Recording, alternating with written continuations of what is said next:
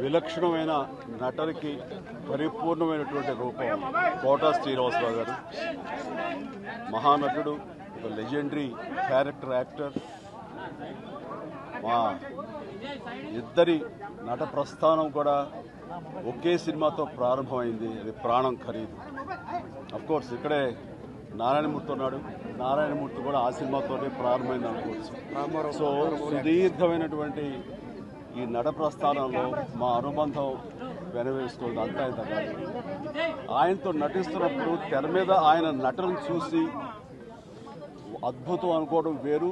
వ్యక్తిగతంగా 1-to-1 కూర్చున్నప్పుడు ఆయన చేసే చమత్కారాలు కానీ, చెప్పే జోకులు కానీ అవి ఆద్యంతం చాలా ఉత్సాహపరుస్తుంది. ఆయనతో షూటింగ్ ఉందంటే కనుక ఇలా కోట శ్రీనివాసరావు గారు ఉన్నారు, ఇవాళ చాలా హుషారుగా బాగుంటుందని ఉత్సాహంతో వెళ్ళేవాళ్ళం.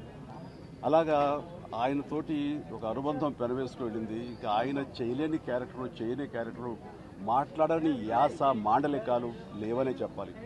అంతగా పరిపూర్ణమైనటువంటి నటన. నాటక రంగం నుంచి వచ్చి సినిమా రంగంలో తనకంటూ ప్రత్యేకమైన స్థానం ఏర్పరచుకున్నటువంటి గొప్ప నటుడు. ఆయనతోటి నాకు ఎన్నో సినిమాల అనుబంధం ఉంది. ప్రతి సినిమా ఒక్కొక్క అద్భుతమైనటువంటి నాకు ప్రత్యేకం. అండ్ అలాంటి మా కోట శ్రీనివాసరావు గారు ఈ రోజున లేరు అనుకోవటం అనేది నిజంగా చాలా తీరని లోటు. అండ్ ఇది వాళ్ళ కుటుంబానికి, పరిశ్రమకి తీరని లోటు. అలాంటి మహానటుడు, అలాంటి వైవిధ్య పాత్రలు పోషించేటటువంటి విలక్షణమైన నటుడు మళ్ళీ వస్తారని అనుకోవటం లేదు. అలాంటి నటుడు మనకు దొరకరేమో కూడా, ఉండరేమో కూడా.